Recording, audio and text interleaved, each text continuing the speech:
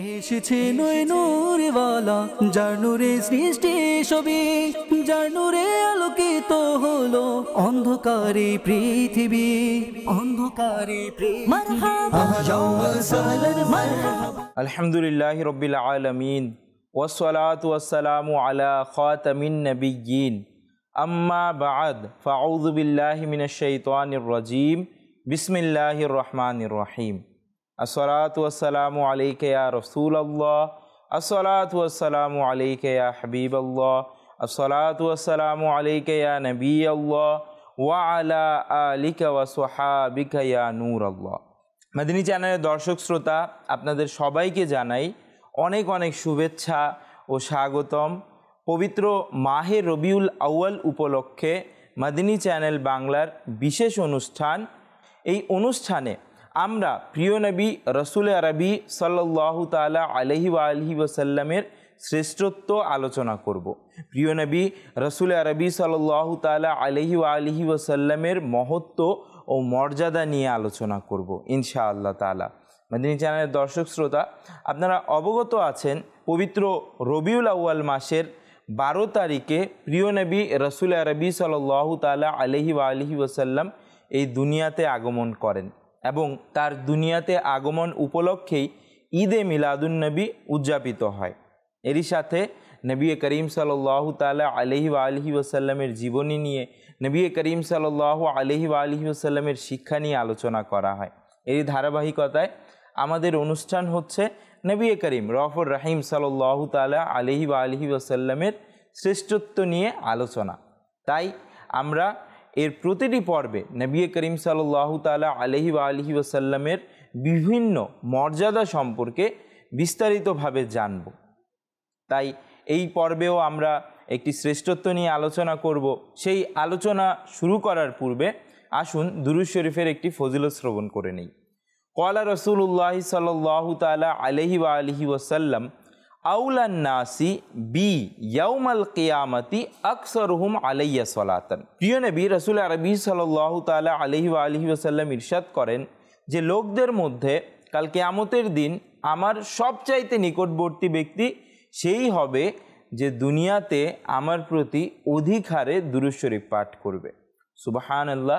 মাদিনী চ্যানেলের দর্শক শ্রোতা, কিয়ামতের অবস্থা সম্পর্কে, ভয়াবহ পরিস্থিতি সম্পর্কে আমরা সবাই বিভিন্ন বয়ানে, বিভিন্ন ওয়াজে, বিভিন্ন মাহফিলে শ্রবণ করেছি। তো সেই ভয়াবহতা থেকে রক্ষা পাওয়া অবশ্যই নবী করিম সাল্লাল্লাহু তাআলা আলাইহি ওয়া আলিহি ওয়াসাল্লামের নৈকট্যের মাধ্যমে সম্ভব।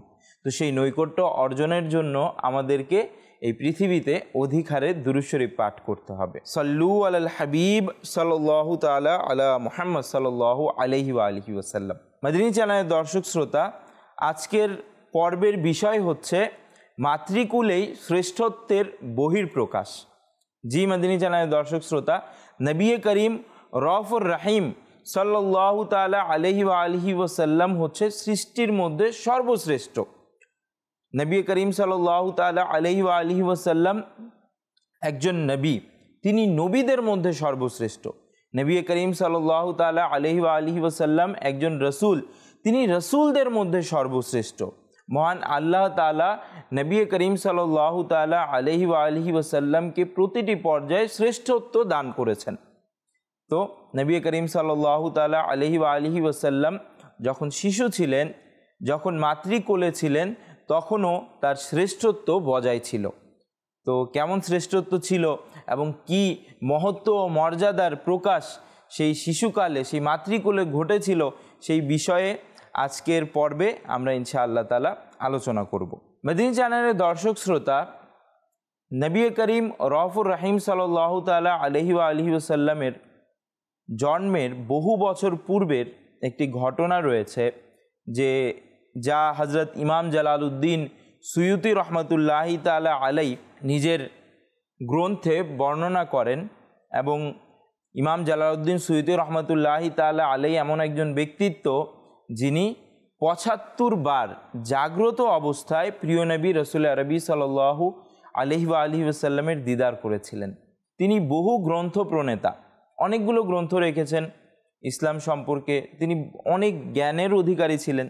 তো তিনি রহমতুল্লাহি তাআলা আলাই নবী করিম সাল্লাল্লাহু তাআলা আলাইহি ওয়া আলিহি ওয়াসাল্লামের এই পৃথিবীতে আগমনের বহু বছর পূর্বের একটি ঘটনা উল্লেখ করেন। তিনি বলেন যে নবী করিম সাল্লাল্লাহু তাআলা আলাইহি ওয়া আলিহি ওয়াসাল্লামের সম্মানিত দাদাজান হযরত আব্দুল মুত্তালিব রাদিয়াল্লাহু তাআলা আনহু তিনি বলেন যে তিনি একবার স্বপ্নে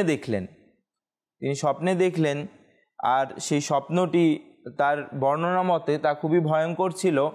তিনি সেই স্বপ্নটি পরের দিন বা পরবর্তীতে স্বপ্ন ব্যাখ্যাকারী কারো কাছে গিয়ে ব্যক্ত করলেন। পূর্বের যুগে স্বপ্ন ব্যাখ্যাকারী লোকেরা ছিল, এখনও অনেক ওলামারা রয়েছেন যারা স্বপ্নের ব্যাখ্যা দিয়ে থাকেন যে কোন স্বপ্ন হলে সেটার ব্যাখ্যা কী।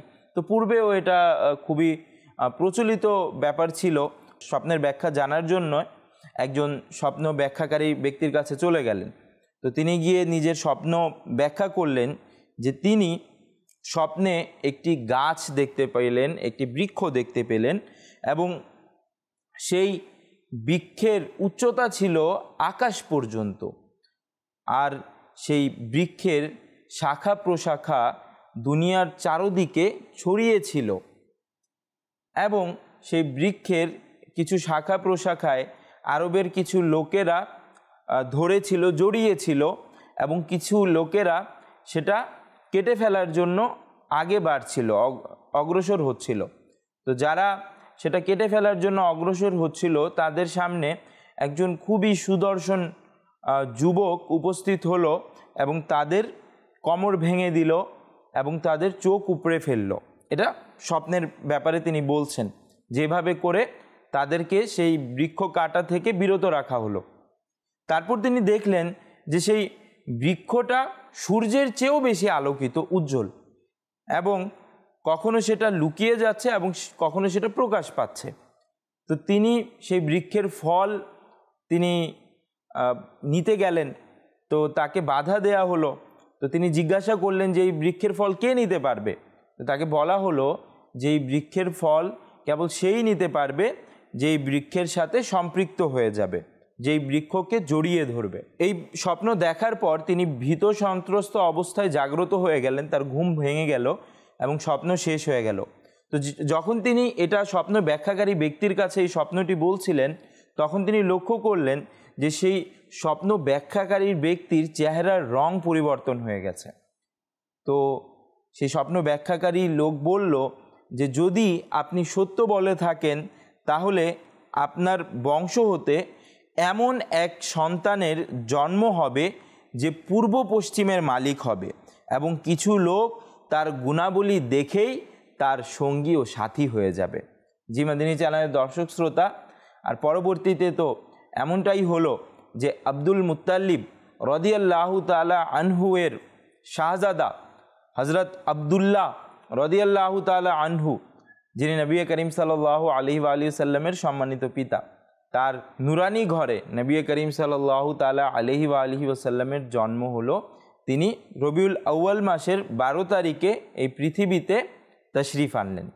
জি মাদিনী চ্যানেলের দর্শক শ্রোতা, এভাবে করেই নবী করিম সাল্লাল্লাহু তাআলা আলাইহি ওয়া আলিহি ওয়াসাল্লামের মহত্বের, শ্রেষ্ঠত্বের বহিঃপ্রকাশ তার জন্মের পূর্ব থেকেই শুরু হয়ে গিয়েছিল।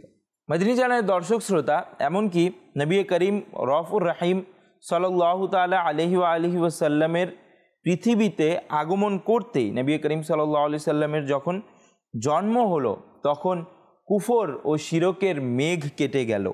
ইরান সম্রাট কিসরার প্রাসাদে ভূকম্পন হলো, তাতে 14টি গুম্বজ ধ্বংস হলো।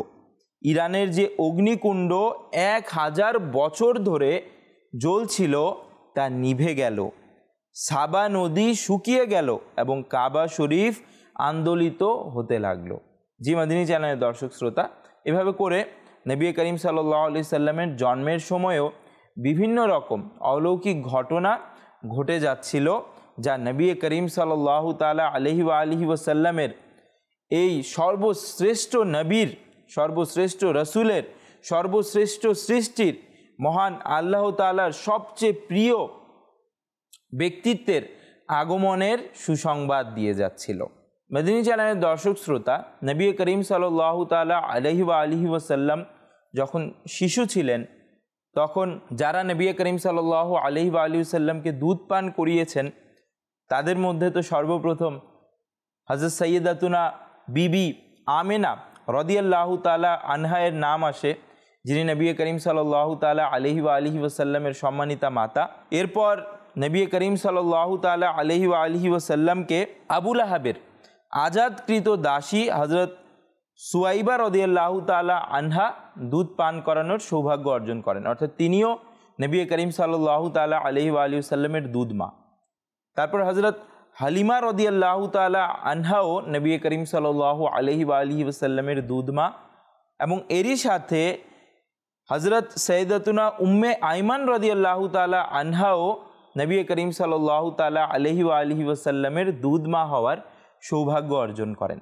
আচ্ছা, এই নবী করিম সাল্লাল্লাহু তাআলা আলাইহি ওয়া আলিহি ওয়াসাল্লামের দুধ মাদের আলোচনার কারণ হচ্ছে হযরত হালিমা সাদিয়া রাদিয়াল্লাহু তাআলা আনহা যখন নবী করিম সাল্লাল্লাহু তাআলা আলাইহি ওয়া আলিহি ওয়াসাল্লামকে দুধ পান করানোর সৌভাগ্য লাভ করেন, এর সাথে একে ঘিরে কিছু এমন ঘটনা ঘটেছে যা নবী করিম সাল্লাল্লাহু তাআলা আলাইহি ওয়া আলিহি ওয়াসাল্লামের মাতৃকোলেই শ্রেষ্ঠত্বের বহিঃপ্রকাশ ঘটিয়েছে। সেই ঘটনাগুলো কি? আচ্ছা, সর্বপ্রথম আমাদের এটা জেনে নেওয়া দরকার যে আরবের কিছু প্রথা ছিল। এই প্রথাগুলোর মধ্যে একটি প্রথা হচ্ছে যে যখন বাচ্চা জন্ম নিত তখন তারা তাদেরকে গ্রামে পাঠিয়ে দিত, যেন তারা গ্রামে থেকে তাদের এই কারণে গ্রামে পাঠানো হতো কেননা গ্রাম শস্য শ্যামল হয়, সেটার আলো বাতাস শহরের চাইতে বিশুদ্ধ হয়, তো তারা যেন বিশুদ্ধ আলো বাতাসে বেড়ে উঠে এর লক্ষ্যে তাদেরকে গ্রামে পাঠিয়ে দেয়া হতো। আরেকটি কারণ ছিল যে পূর্বের যুগে শহরের মধ্যে যেহেতু শহর ব্যবসার কেন্দ্র ছিল, তো দেশ বিদেশের অনেক মানুষ সেখানে একত্রিত হতো, জড়ো হতো, তো ভাষার মধ্যে ভিন্নতা চলে আসতো এবং বিশুদ্ধ ভাষা আর শহরের থাকতো না। তো তাই তাদেরকে গ্রামে পাঠানো হতো যেন তারা বিশুদ্ধ ভাষা, বিশুদ্ধ আরবি শিখতে পারে। তো এই দুটি কারণে তাদেরকে গ্রামে পাঠানো হতো। আর তাদেরকে গ্রামে নেয়ার জন্য বিভিন্ন গ্রাম থেকে বিভিন্ন মহিলারা আসতেন এবং এসে আরবের শহরের শিশুদেরকে তারা গ্রামে নিজ দায়িত্বে বড় করার জন্য নিয়ে যেতেন। তো এভাবে করে হযরত হালিমা সাদিয়া রাদিয়াল্লাহু তাআলা আনহাও তিনিও একটি কাফেলার সাথে অন্যান্য মহিলাদের সাথে তিনিও আরবের শহরে আসলেন, মক্কা নগরীতে আসলেন একটি শিশু নেয়ার জন্য, যাকে তিনি দুধ পান করাবেন, যার দায়িত্ব তিনি গ্রহণ করবেন এবং তাকে নিজের বাসায় নিয়ে গিয়ে রাখবেন। যখন তারা মক্কা নগরীর দিকে সেই কাফেলার সাথে আসছিল, তাদের অবস্থা এমন ছিল যে হযরত হালিমা সাদিয়া রাদিয়াল্লাহু তাআলা আনহা এর যেই আরোহণ ছিল, যেই পশুতে তিনি আরোহণ করে আসছিলেন, সেই পশু অনেক বেশি দুর্বল ছিল, যার কারণে অন্যান্য যারা কাফেলার সঙ্গীরা ছিল তারা সবসময় সামনের দিকে অগ্রসর হয়ে যেত এবং হযরত হালিমা সাদিয়া তার পশুর ধীরগতি এবং দুর্বলতা সম্পন্ন হওয়ার কারণে তিনি পিছে থেকে যেতেন। তো এভাবে করে তার সফর চলতে থাকলো। এক পর্যায়ে এমন হলো যে তারা, অর্থাৎ তার সফর সঙ্গিনী যারা ছিলেন, তারা সামনে অগ্রসর হয়ে সব জায়গা থেকে যে বাচ্চাগুলো ছিল সবে এক একটি বাচ্চা নিজেরা নিয়ে নিল, দুধ পান করানোর জন্য নিজেদের দায়িত্বে নিয়ে নিল। কিন্তু হযরত হালিমা সাদিয়া রাদিয়াল্লাহু তাআলা আনহা তখনও কোনো বাচ্চা পেলেন না এবং পরিশেষে তার ভাগ্যের চাকা ঘুরে গেল, তার ঘুমন্ত ভাগ্য জাগ্রত হয়ে গেল। তিনি নবী করিম রউফুর রহিম সাল্লাল্লাহু তাআলা আলাইহি ওয়া আলিহি ওয়াসাল্লামের দরবারে উপস্থিত হলেন। অর্থাৎ তখনও নবী করিম রউফুর রহিম সাল্লাল্লাহু তাআলা আলাইহি ওয়া আলিহি ওয়াসাল্লাম ছোট ছিলেন, তিনি ঘুমিয়েছিলেন। তো তখন তিনি নবী করিম সাল্লাল্লাহু তাআলা আলাইহি ওয়া আলিহি ওয়াসাল্লামকে দুধ পান করানোর জন্য, তার দায়িত্ব নেওয়ার জন্য নবী করিম সাল্লাল্লাহু আলাইহি সাল্লামের ঘরে তশরিফ নিয়ে গেলেন। যখন তিনি নবী করিম রউফুর রহিম সাল্লাল্লাহু তাআলা আলাইহি ওয়া আলিহি ওয়াসাল্লামের ঘরে পৌঁছলেন, তখন তিনি দেখলেন যে নবী করিম রউফুর রহিম সাল্লাল্লাহু তাআলা আলাইহি ওয়া আলিহি ওয়াসাল্লাম দুধের চেয়েও সাদা উলের কাপড়ে জড়ানো অবস্থায় ছিলেন এবং নবী করিম সাল্লাল্লাহু তাআলা আলাইহি ওয়া আলিহি ওয়াসাল্লামের দিক থেকে মুস্ক ও আম্বরের সুগন্ধ বয়ে আসছিল। সেই মুহূর্ত কত সুগন্ধিময় ছিল। নবী করিম সাল্লাল্লাহু তাআলা আলাইহি ওয়া আলিহি ওয়াসাল্লাম সবুজ রঙের রেশমি কাপড়ের উপরে অবস্থান করছিলেন, সেটা নিচে বেছানো ছিল এবং তিনি পিঠের উপর ভর করে শুয়েছিলেন। হযরত সাইয়্যিদাতুনা হালিমা সাদিয়া রাদিয়াল্লাহু তাআলা আনহা বলেন যে যখন তিনি নবী করিম সাল্লাল্লাহু তাআলা আলাইহি ওয়া আলিহি ওয়াসাল্লামের দিকে তাকালেন তো তিনি ভাবলেন যে তিনি নবী করিম সাল্লাল্লাহু আলাইহি ওয়াসাল্লামকে ঘুম থেকে জাগ্রত করবেন, কিন্তু যখন তিনি নবী করিম সাল্লাল্লাহু আলাইহি ওয়াসাল্লামের দিকে দেখলেন তার সৌন্দর্যে তিনি হারিয়ে গেলেন। অতঃপর খুবই আস্তে আস্তে ধীর গতিতে তিনি নবী করিম সাল্লাল্লাহু আলাইহি ওয়াসাল্লামের দিকে অগ্রসর হলেন এবং নবী করিম সাল্লাল্লাহু আলাইহি ওয়াসাল্লামের বক্ষ মুবারকে হযরত হালিমা সাদিয়া রাদিয়াল্লাহু তাআলা আনহা নিজের হাত রাখলেন। হাত রাখার সাথে সাথে নবী করিম রউফুর রহিম সাল্লাল্লাহু তাআলা আলাইহি ওয়া আলিহি ওয়াসাল্লামের চেহারা মুবারকে মুচকি হাসি ভেসে উঠল এবং নবী করিম সাল্লাল্লাহু তাআলা আলাইহি ওয়া আলিহি ওয়াসাল্লাম ছোট ছোট চক্ষু দুটি খুলে হযরত হালিমা সাদিয়া রাদিয়াল্লাহু তাআলা আনহুকে দেখতে রইলেন। যখনই হুজুর সাল্লাল্লাহু আলাইহি সাল্লাম হযরত হালিমা সাদিয়া রাদিয়াল্লাহু তাআলা আনহার দিকে দৃষ্টি প্রদান করলেন, তার চোখ মুবারক হতে একটি নূর বের হয়ে উপরের দিকে উড়ে গেল। আর হযরত হালিমা সাদিয়া রাদিয়াল্লাহু তাআলা আনহা ভালোবাসার প্রবল আগ্রহে তার দু চোখের মাঝখানে চুমু খেলেন। সুবহানাল্লাহ। মদিনী চ্যানেলের দর্শক শ্রোতা, নবী করিম রউফুর রহিম সাল্লাল্লাহু তাআলা আলাইহি ওয়া আলিহি ওয়াসাল্লামের সেই নুরানি চেহারার সেই নুরানিয়াতের জলওয়া উজ্জ্বলতা সেই শিশুকালেই প্রকাশ পেয়েছিল। মদিনী চ্যানেলের দর্শক শ্রোতা, যখন হযরত হালিমা সাদিয়া রাদিয়াল্লাহু তাআলা আনহা প্রিয় নবী রাসূল আরবি সাল্লাল্লাহু তাআলা আলাইহি ওয়া আলিহি ওয়াসাল্লামকে কোলে করে নিজের তাঁবুতে নিয়ে আসলেন এবং দুধ পান করালেন। এর পূর্বের অবস্থা শুনুন যে এর পূর্বে হযরত হালিমা সাদিয়া রাদিয়াল্লাহু তাআলা আনহা খুবই দুর্বল ছিলেন, তার বক্ষে দুধ ছিল না, তিনি তার বাচ্চাকে দুধ পান করানোর ক্ষেত্রে তার কষ্ট হচ্ছিল। কিন্তু যখন নবী করিম রউফুর রহিম সাল্লাল্লাহু তাআলা আলাইহি ওয়া আলিহি ওয়াসাল্লামকে তিনি দুধ পান করালেন সেই শিশুকালে, তো এমন অলৌকিক বিষয় হলো যে তিনি নবী করিম সাল্লাল্লাহু তাআলা আলাইহি ওয়া আলিহি ওয়াসাল্লামকেও দুধ পান করালেন, নবী করিম সাল্লাল্লাহু আলাইহি ওয়াসাল্লামও পেট ভরে দুধ পান করলেন এবং নবী করিম সাল্লাল্লাহু আলাইহি ওয়াসাল্লামের দুধ ভাই সেও পেট ভরে দুধ পান করলো। তারপর যেই পশুটি তিনি নিয়ে এসেছিলেন, যার দুর্বলতার কারণে চলার পরিস্থিতি ছিল না, যার স্তন শুকিয়েছিল, সেই পশুটির স্তনও দুধে ভরে গেল, সেও তরতাজা হয়ে গেল এবং তার থেকে তারা দুধ বের করে হযরত হালিমা সাদিয়া রাদিয়াল্লাহু তাআলা আনহাও পান করলেন এবং তার স্বামীও সেই দুধ, সেই পশুর দুধ পান করলেন। তারপর যখন তারা এই অবস্থা দেখলেন তো হযরত হালিমা সাদিয়া রাদিয়াল্লাহু তাআলা আনহায়ের স্বামী বলতে লাগলেন যে এটা তো মনে হচ্ছে খুবই বরকতময় একজন শিশু। আর হালিমা সাদিয়া রাদিয়াল্লাহু তাআলা আনহা বললেন আমারও তাই মনে হচ্ছে।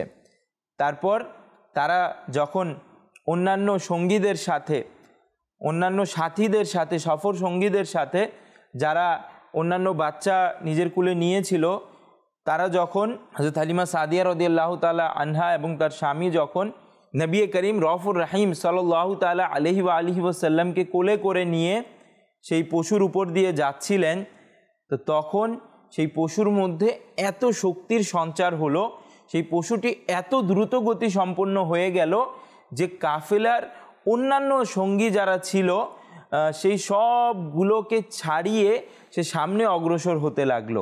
অথচ পূর্বের আসার সময় এই অবস্থা ছিল যে সে সব সময় দুর্বলতার কারণে পিছে পড়ে যাচ্ছিল, আর এখন এই অবস্থা হলো যে সে সবাইকে ছাড়িয়ে সামনে চলে যাচ্ছিল।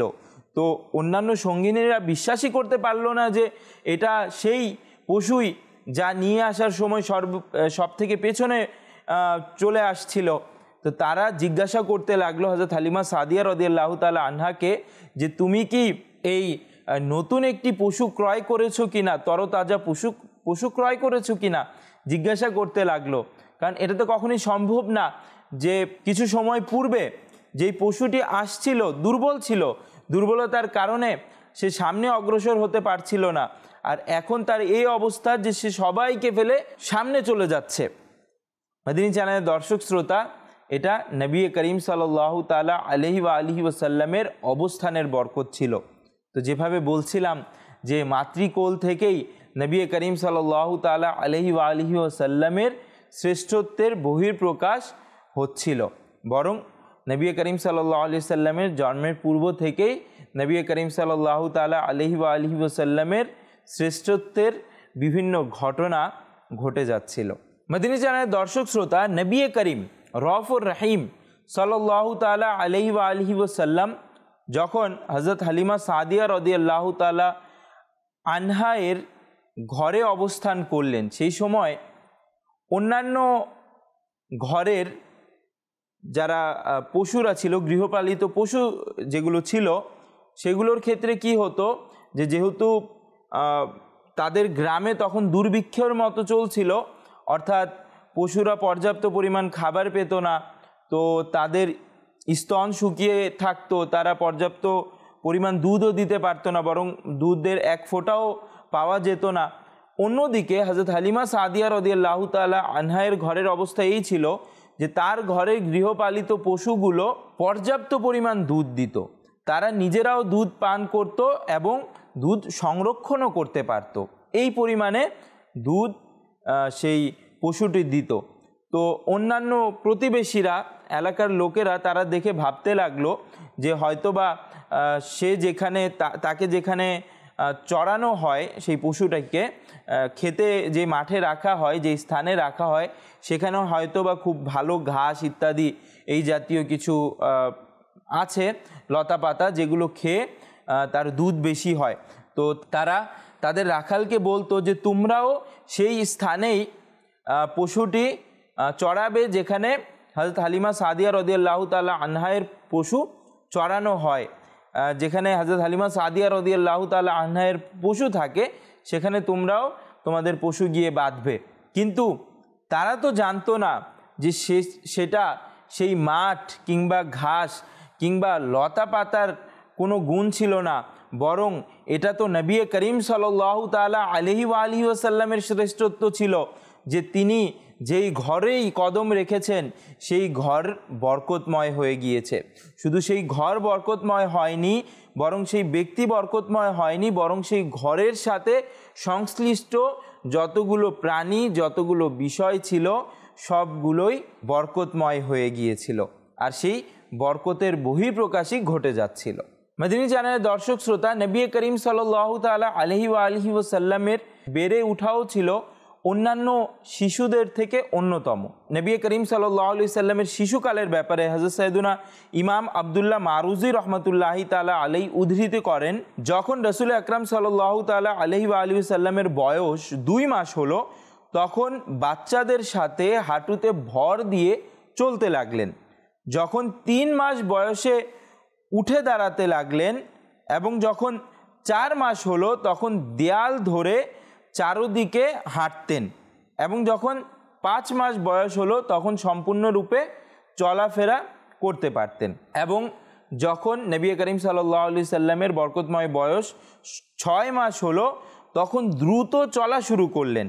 যখন 7 মাস বয়স হলো তখন চারদিকে দৌড়াদৌড়ি করতে পারতেন, এবং যখন 8 মাস বয়স হলো তখন এভাবে কথা বলতেন যে বুঝে নেওয়া যেত, এবং যখন 9 মাস বয়স হলো তখন নবী করিম সাল্লাল্লাহু তাআলা আলাইহি ওয়াসাল্লাম বিশুদ্ধ ভাষায় কথা বলা শুরু করলেন। যখন হুজুর আকরাম সাল্লাল্লাহু আলাইহি সাল্লামের বয়স 10 মাস হলো, তখন বাচ্চাদের সাথে তীর নিক্ষেপে এগিয়ে থাকতেন।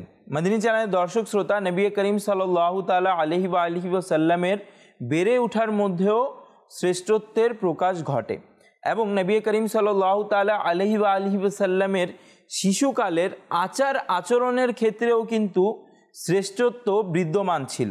সেটা কেমন যে নবী করিম সাল্লাল্লাহু তাআলা আলাইহি ওয়া আলিহি ওয়াসাল্লাম যখনই ঘুম থেকে জাগ্রত হতেন তখন এই বাক্য ইরশাদ করতেন, আল্লাহু আকবারু কাবীরা ওয়ালহামদুলিল্লাহি কাসীরা। যখনই নবী করিম সাল্লাল্লাহু আলাইহি সাল্লাম জাগ্রত হতেন তখন এই বাক্য ইরশাদ করতেন।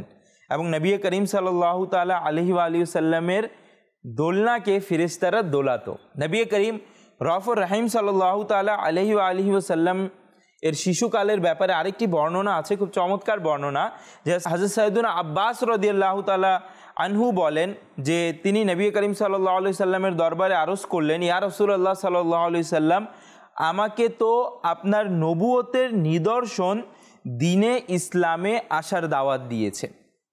অর্থাৎ নবী করিম সাল্লাল্লাহু আলাইহি সাল্লামের যে নবুয়তের লক্ষণগুলো ছিল, নিদর্শনগুলো ছিল, সেই বিষয়গুলো হজরতে আব্বাস রাদিয়াল্লাহু তাআলা আনহুকে দ্বীনে ইসলামের প্রতি ধাবিত করেছে। তিনি বলেন যে আমি দেখলাম আপনি দোলনা থেকে চাঁদের সাথে কথা বলছিলেন। অর্থাৎ নবী করিম সাল্লাল্লাহু আলাইহি সাল্লাম যখন দোলনাতে ছিলেন তখনই আকাশের দিকে, চাঁদের দিকে তাকিয়ে চাঁদের সাথে কথা বলছিলেন এবং তিনি আঙুল দিয়ে যেদিকে ইশারা করতেন চাঁদ সেদিকে নুয়ে পড়তো।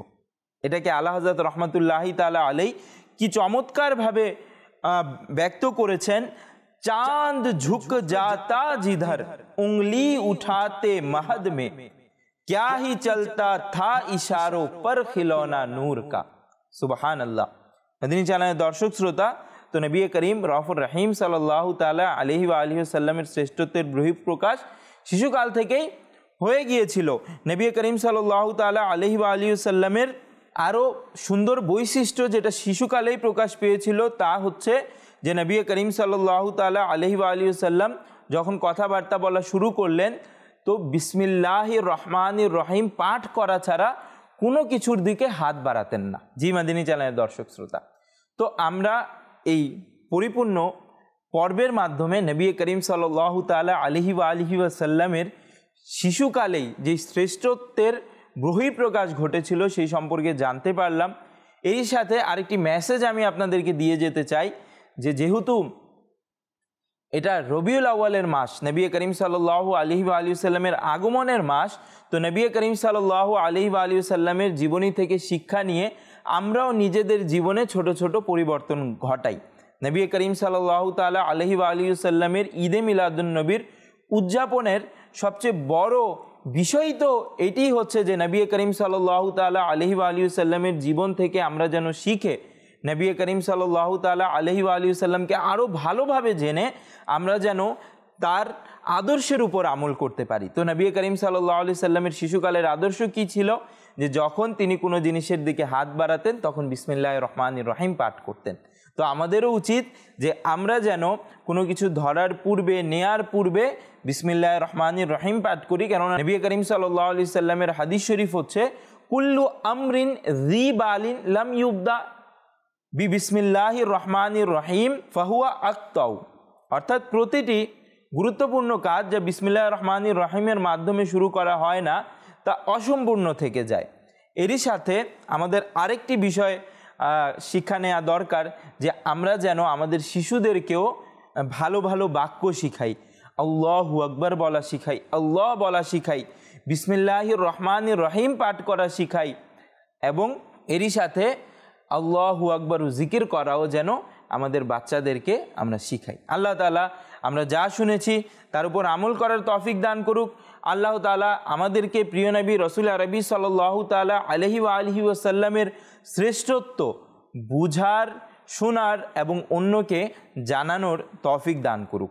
মদিনী চ্যানেলের দর্শক শ্রোতা, ইনশাআল্লাহ তাআলা পরবর্তী দিনেও আগামীকালেও এমনই একটি পর্ব নিয়ে উপস্থিত হব যার মধ্যে নবী করিম সাল্লাল্লাহু তাআলা আলাইহি ওয়া আলিহি ওয়াসাল্লামের শ্রেষ্ঠত্বের কথা থাকবে। আগামী পর্ব দেখার আমন্ত্রণ জানিয়ে বিদায় নিচ্ছি। সাল্লু আলাল হাবিব সাল্লাল্লাহু তাআলা আলা মুহাম্মদ সাল্লাল্লাহু আলাইহি ওয়া আলিহি ওয়াসাল্লাম। এসেছে নূরওয়ালা যার নূরে সৃষ্টি সবই, যার নূরে আলোকিত হলো অন্ধকারে পৃথিবী, অন্ধকারে পৃথিবী। মারহাবা